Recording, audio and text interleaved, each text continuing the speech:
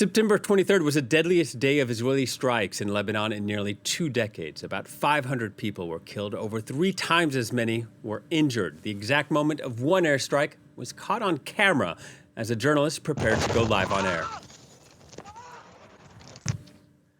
He survived but sustained injuries. The fighting in Gaza and Lebanon has been the deadliest conflict on record for journalists. The Committee to Protect Journalists says that since October 7th, at least 116 journalists have been killed, 35 injured, 54 arrested, and 2 reported missing. The CPJ goes further, determining that at least 5 journalists were directly targeted by Israeli forces in killings, which the CPJ classifies as murders. Another 10 cases it's still investigating.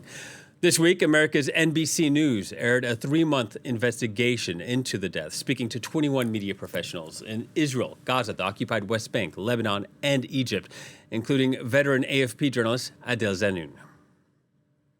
He left Gaza in April with his family. Why Israel target the journalists? Israel don't want to see independent journalists, independent media, independent press to cover the war. I think this is... Why not? For Israel, there is no red line. Israel denies it targets journalists and says emphatically that it would never do so. But since the war began, 4 Al Jazeera journalists have been killed. In May, the channel was banned from operating inside Israel. This past week, its bureau in Ramallah was stormed by masked troops and ordered to close it for an initial period of 45 days. So, what to make of the war as it widens and worsens, and what's to come of the people on the ground who are trying to cover it. Joining us from London is Tim Dawson. He's a Deputy General Secretary of the International Federation of Journalists. Tim, hello to you, and thank you for speaking to Scoop. Just first question, I was saying 116 people are dead, but your union saying at least 2 journalists have been killed by Israeli strikes in Lebanon this week. That's correct. I don't think there's really very much doubt about that. I mean, it's true, various organisations have come up with different numbers for the number of journalists killed in Gaza in particular.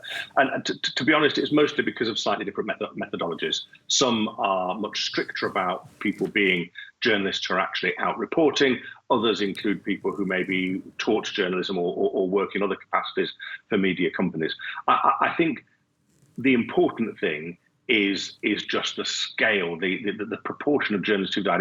It's at least 10% of the journalists who were working in Gaza who lost their lives, which is a much higher mortality rate than any other occupation in Gaza, where the general population has obviously sustained terrible losses. Yeah, and we heard Israel say several times before that the journalists they were targeting might have been terrorists. Critics say that's a smear campaign. Where do you come down on that? So far as I'm concerned, all of those that I know of were working as journalists. Clearly, some of them were working, for news platforms that have political affiliations, as you would expect in any kind of plural society. But the suggestion that so many people, many of them, well known to broadcast audiences and as photographers, that they are all terrorist operatives it is exactly as you say. It's a smear. It's a terrible, tragic, and unfair smear. Yeah, and many press advocates accusing Israel of acting with impunity. These crimes are well documented.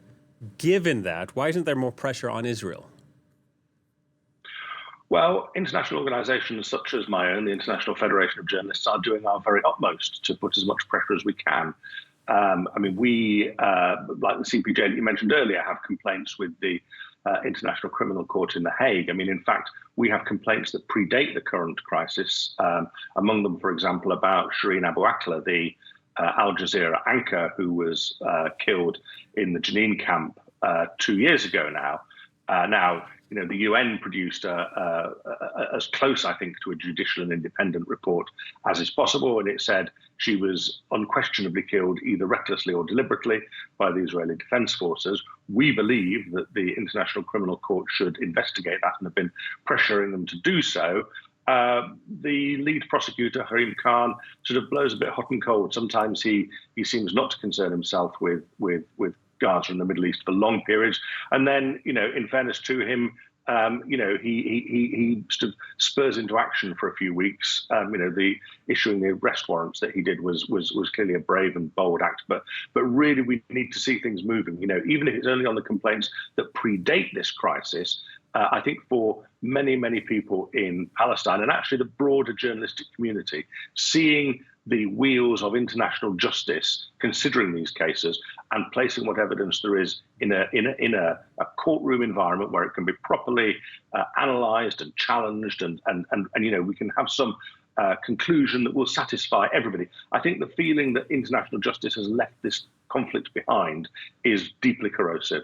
Yeah, and if you just look over the data, just a cursory glance, it does appear like journalists, especially those on duty, are dying at a disproportionately high rate. The rate is extraordinary. I spent some time looking up sort of comparative mortality rates. If you look, for example, at the Vietnam War, the American Marine Corps, so the troops involved in the most sort of aggressive hand-to-hand fighting, they lost 5% of the men they deployed. 10% of Gazan journalists have died. It is off the scale of description. And while, the deaths so far in Lebanon look to me, from what evidence I can see, and it's very patchy watching the television, I think there probably are collateral damage. The prospect of the kind of force being unleashed on another country's journalists, as has been on Gaza, is truly terrifying. Yeah, and when we also hear about another prospect, Israel suggesting that a ground invasion could be looming, what would the impact be? I think the impact would be terrible. We're talking about, quite densely populated areas. Already, if you look at pictures that have come from local media of strikes on denser urban areas, huge bombs falling on neighborhoods. Now, I appreciate that Israel says that they're targeting Hezbollah leaders and operative units, but massive bombs on dense urban areas, the collateral damage might be 10 or 20 times the number of people that, compared to what you're actually targeting. And I think that's a highly unacceptable level of kind of civilian casualty rate to knock out relatively small numbers of military operatives. And can you paint a picture for us of what southern Lebanon is like, how difficult it is for journalists to get access to there, as well as perhaps how many people might be working there as reporters? Well, I've been in brief contact with our affiliate, the Lebanese Journalists Union. They are, like all of Lebanese society, it's a deeply fractured and troubled society where many institutions are weak. People are trying to leave southern Lebanon in huge numbers. People are piling into Beirut, where I think facilities will be quickly overwhelmed. Our affiliate has about 1,500 members, which I think that probably significantly understates the number of journalists there are in Lebanon, which obviously once was a huge and very important Arab media center.